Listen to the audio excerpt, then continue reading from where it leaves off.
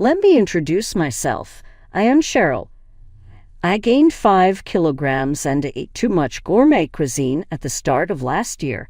Now, at 49 years old, I'm aiming to drop weight before the holidays. I intend to drop 5 kg now so that, should I get it back during the holidays, it won't be significant. Surely, you're kidding. From Christmas until New Year's, there is just fantastic cuisine. Having this is a pleasant problem. I'll most likely find myself purchasing Valentine's chocolates as well. Oh, I start drooling right now. Looks like this year I'll start to weight more once more. All right then. I wanted to share with you today a winter story I had. It concerns events that occurred 28 years ago. Following several years of dating, my boyfriend, Paul, and I were engaged, and I brought him to see my parents. This was the supposedly marriage welcome. Paul was liked by my parents. Everything was expected to happen without a hitch. But then there was a problem when my older sister, Laura, 3 years my senior, arrived home from work. She fixed herself on Paul. Strange as it seems, sisters can feel one another. She had fallen in love with Paul the instant she laid eyes on him. I prayed it was only a passing crush. She blushed and held on somewhat too long, though, when she shook his hand. She had this dreamy look in her eyes even while she spoke with him. Though perhaps she didn't even understand she was acting like that toward my fiancé, I felt it was wrong for her. Since emotions can be difficult to manage, I chose to pretend I didn't notice in hopes my sister wouldn't act on her feelings. But as Paul departed, my sister, just out of the bath, still wrapped in a towel, greeted me. "You should call off the engagement," she said. Paul was a womanizer, she said, and I could find someone better. She kept berating him, but she had no actual justification for it. "Why do you consider he to be a player?" I begged her. "It's a woman's intuition," said she. My sister has never had a partner, hence how could I believe her woman's intuition when she has never dealt with men? Having known Paul for years, I felt I should have faith in him. Saying, "Yeah, I'll be careful," I lightly dismissed my sister's advice, not really paying it any thought. Paul then began routinely visiting our house. I felt comfortable inviting him around since he mentioned he wanted to establish a friendly relationship with my family. Given Paul was going to be my husband, my parents were content, and I hoped he would get along with them. But my sister had different ideas while things ought to have been running nicely. She pursued a different kind of close proximity to Paul. Paul said she would grasp his arm, rub her chest against him, and question, "Don't you think Marion is a bit immature?" When I was away. She even sought his phone number and even deliberately dropped in a way that revealed her underpants. Paul remarked it was actually humorous as it was so overdone. But if he were the kind of man to treat it seriously, I would have been concerned. Since Paul couldn't straight reject her since she was my sister felt she had a shot. She would approach him sweetly and say, "Hey," every time they crossed paths. It began with her falling in love at first sight, but Paul's employment for a large corporation made him even more attractive to her. He's reliable, has a face I like, and seems like the kind of man who can offer security for the future, she told me. She was utterly enthralled with him. Although they watched all of this going on, my parents said nothing. Actually, it was not unusual for them to remain silent regarding my sister's behavior. To be honest, she's always been the kind that has difficulty with things. She might unintentionally use a plastic dish that isn't heat-proof, for instance, if requested to warm food, and it melts. She struggled both in sports and in academics. She routinely missed swimming lessons with claims of foot injuries, illness, or skin problems. She struggled in sports, homework, even housework. To be honest, she also lacks very attractive features. She is the eldest daughter, hence my parents always treated her differently and gave her particular attention. They even subtly assigned me the obligation of helping her. I was advised continuously to make sure she stood out, but I never brought attention to myself. Being treated so differently as siblings felt unfair, but I suppose my parents felt sorry for her since she seemed to be someone incapable of anything on her own. Conversely, I have always been the kind to accomplish tasks fast and effectively. Perhaps the adults didn't value much of aiding someone who could take care of things themselves. I thus developed good management of my sister's requirements. To balance things, occasionally I would even act to be less competent in public. But as I matured out of my adolescent years, I came to see that carrying on like this would not be long-term beneficial. I began rebuffing my parents and acting any way I wanted. Had I continued to follow all the rules, I would have turned into someone unable of anything. My sister didn't like it much when I started advocating for myself, as she was losing my support.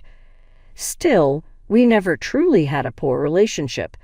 We could still have regular conversations, and occasionally I would counsel her when she was struggling.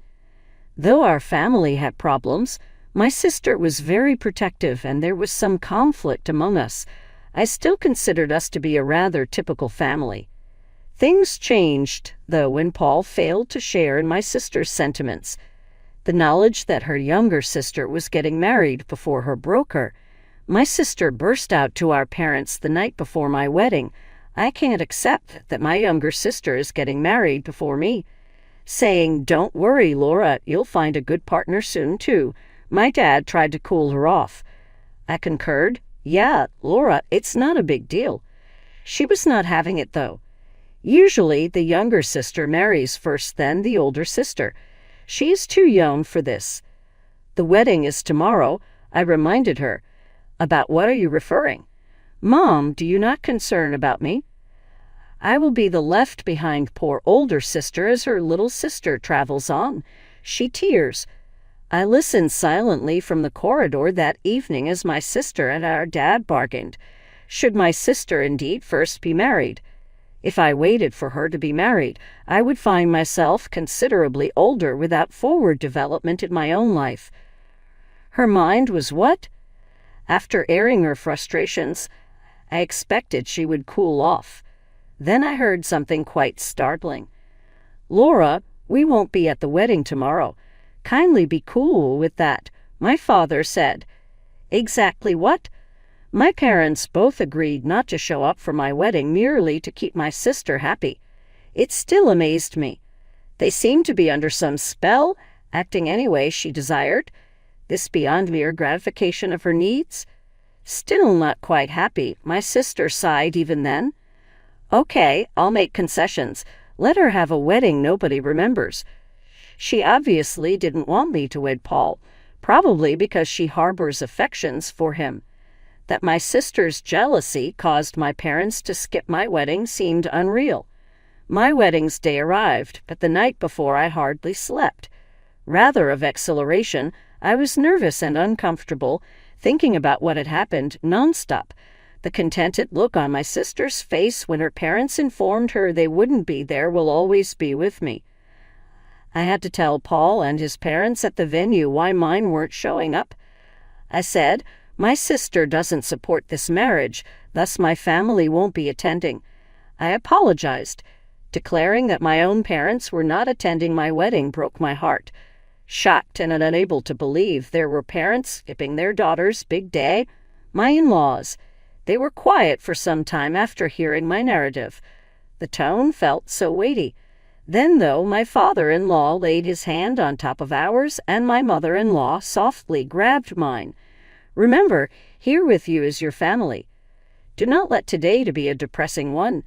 Come on, why not you smile?" my mother-in-law said kindly. Her remarks set me off crying. Seeing me wither, Paul gently caressed my head and whispered, "Ashley, I'm your husband now, so please stop saying that your family isn't here." Paul and my in-laws hurried to make me laugh, jokingly advising me not to cry since my makeup might smear. "Ashley, I know things are tough with your family back home, but this is the start of a new life," my mother-in-law gently offered. "Let's start your family together." Though I felt abandoned, her words and firm hug comforted me. Paul and my father-in-law gave hugs, and I told myself everything would be well. This was a fresh starting, as my mother-in-law observed. I resolved myself to create my own contented family. Also, that day I formally wed Paul. Since that day, 18 years have gone by. Paul and I had 3 boys and a daughter in that period. Our daughter watches after her 3 cheeky brothers, who occasionally cause havoc in the house. She is capable. Even now, I find myself yelling, "Stop it now," quite regularly. Paul's career has been performing admissibly. We moved into a house and have been leading a steady life. Then something quite unanticipated occurred. At our residence showed up my mother, father, and sister. I hadn't given them our new address and had kept my distance from them following the wedding. Still, they came unannounced and somehow located us. When they showed up, instead of a friendly, long time no see, my first words came out as, "What do you want?" "I need a favor from you," my sister stated. Looking at me with austere expressions, my parents added, "It's something only you can do for us." After 18 years of silence, I had no idea what they would possibly wish for. Half intrigued, half terrified, I pondered what was happening. I said nothing as my mother spoke. "We want you to offer Paul to your sister." "What?" Her statement stunned Paul as well as myself. "Wait a minute, what do you mean I should send Paul away?" I demanded harshly. My sister stood there arrogant and proud as my parents both turned away, guilty. She is still single and turning 45 this year. That presents a challenge, my father remarked. Paul seemed exactly as perplexed, and his comments made no sense to me. Actually, my father said, "She's unemployed now. The company she worked for lately went out of business recently. It's tough. Her future worries us. She is single and unemployed. We sincerely hope you understand. Given your sisters, you ought to feel the same way." Though I sat quiet, waiting to see what they would say next, in my head I thought, "No, I definitely don't think so." Though I held back from saying anything, eager to hear my father's point of view, I was growing annoyed with his plodding speech. "She's still alone because she always admired Paul. You had time with him. Could you let her to have him for her lifetime?" "What?" I was silent, Paul as well. "Please," my parents begged constantly. My sister stood there boldly, sure she would receive what she wanted. Given how my parents usually catered to her, it made logical that she believed this, but the demand was absurd. Paul drew me aside and murmured, this could actually be a chance, as I buried my head in my hands. "A chance? What exactly do you mean?" I inquiries. "Well, keep in mind the joke you made drunk. It's like it's coming true," he said, just slightly smiling. "Then should we follow it?" I questioned. Rising, we turned back to face my parents and sister. I questioned, "Do you truly love Paul that much?" My sister found herself taken aback. Surprised, she blinked once, then replied, Yes, I have loved him all this time." "Wow, that's a major love," I said. "You have been in love with him for 18 years, even though he is wed to me." "Indeed," she answered. "Seeing you and Paul together has been really agonizing." It ought to have been me. At her sober tone, Paul and I could hardly control our giggles. Breathing deeply, I said, "Okay, I give up. I'll move aside if you love him that much." Shock was evident in my parents. My mother asked rapidly, "Really? Do you not love Paul as well?" Looking at Paul, "No, actually," I responded. "To be honest, Laura has always appealed to me." Paul joined in, turning to my sister and adding, "Yeah, I've always liked her too." The smile on my sister's face radiated delight. Her flushed with enthusiasm. "Really?" she asked. I realized it. "When I held you, you never objected. Your eyes always seemed so lovely," my sister remarked with great enthusiasm. "I have been waiting for this, and at last it is here." I had to restrain my laughter. I could see Paul acting as though he was crying, but his shoulders shook from trying not to laugh. We merely needed to keep this up a bit longer. We'll always be together from now on, Paul, my sister suddenly declared, behaving as though they had been a relationship all along. She was quite laid back about it, as if she had been living in this fantasy for 18 years. Laura, I'm happy, Paul said grinningly. Please be my support going forward. Clearly delighted, she answered. Yes, absolutely. Paul declared, smiling. So I'm going to quit my job. The smile of my sister vanished right away, and her face became shocked. Very interesting. Yeah, Laura, I want to be with you all the time, so I'm quitting my job to always be at your side. Clearly not anticipating this, she muttered. What?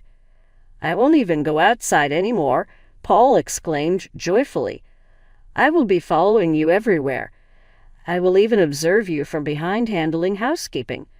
Our parents clearly seemed troubled when my sister paused momentarily, her panic settling in. Nevertheless, I'm not working either. She sighed. This is a problem. What is the issue? Together, we have nothing to worry about. Paul shot back. We don't need money to be happy. But we now have to pay for things like insurance. It's not as in the past. We cannot survive on love by itself, she said, her eyes straying from focus. Sensing the moment, I leaped in.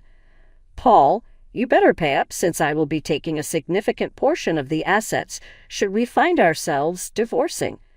Laughing, Paul added, Don't worry. Your sister and parents will cover everything.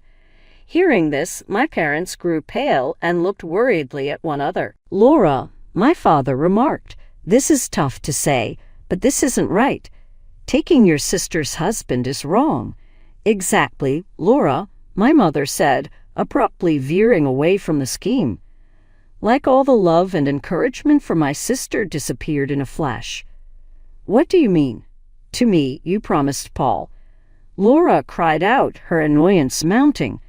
My father started. That was before, but she stopped him off. I wish not to hear it.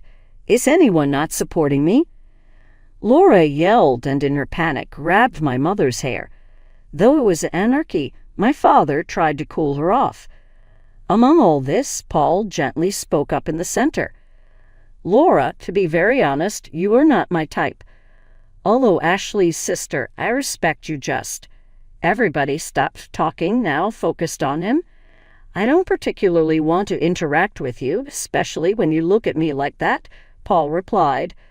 That gaze really makes me turn away. It greatly bothers me to know someone has unreturned sentiments for me. His honest statement stunned his sister and dad. Clearly puzzled, my sister asked, But Paul, what was all that earlier?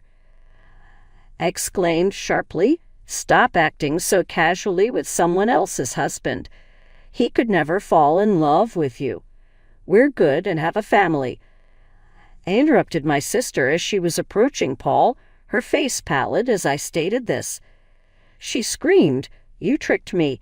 How could you explain someone who hasn't spoken to you in 18 years loving you? Is not that a little unrealistic? I queried. Clearly frustrated, my sister's face reddened and she began to cry. Maybe it would be different if you were truly beautiful. Nobody sees appeal in someone who is unemployed, dependent on their parents, unable of performing simple tasks because their mother has always done them, though. A marriage at your age wouldn't endure long with those qualities, I remarked clearly. Paul gave a subdued chuckle behind me. Hit by the truth of my words, my sister started to scream openly, powerless to stop. Our parents tried to console her, but they seemed perplexed, as though they understood what I said to be accurate. I said, I'm not giving Paul to you. Then so please give up, Laura. She sobbed even more at it, like a toddler having a fit. For an adult, it was a depressing sight. She clearly hadn't developed. Take this as a lesson and kindly avoid interfering in our life once more, I advised. Don't expect any help from us regardless of future problems you encounter. I then gently locked the front door. I just responded, "It's Halloween season, and it seems a ghost came early," when my kids questioned what happened. My eldest advised we expel the spirit, but I stopped him. As my sister kept crying, it really felt as though a ghost were lamenting outdoors. 6 years later, she still is single. She hired someone but was let go for inappropriate behavior. She started problems by jumping into a failing marriage. She now seems likely to be alone for life and is banned from matchmaking events. Despite their wariness, my parents work part-time jobs to save money for her. They most certainly understand they cannot rely on her to look for them going forward. Hopefully, they now see the effects of spoiling her all these years. Thanks to my intelligent children and husband, who has a steady job, I enjoy my days as a housewife free from concern about school expenses for my children. Sometimes I question whether working outside the house would enable me to burn off the excess calories from overindulging during the holidays. Already skinny, my kid is going through her development phase and has been mentioning wanting to start a diet. I'm working to persuade her not to. You can think about dieting when you're older, like me, I tell her. Dancing is a passion shared by my 3 sons, who recently displayed their abilities at a neighborhood function and took home multiple trophies. "We're going to be in Pearl Jam one day," they boldly exclaim. So I truly hope Pearl Jam stays together until they are grown up. My in-laws, who are as close to me as my own parents, pay us frequent visits. We usually have great dinners together. We intend to visit a spa when the children have their spring vacation, and I am eager about spending some quality time with them. Though pre-marriage presented many difficulties, my life after then has been happy. I'm appreciative of the love we have since the ties inside our family have gotten closer. I pray that we all have long, healthy lives so that we can keep creating cherished family memories.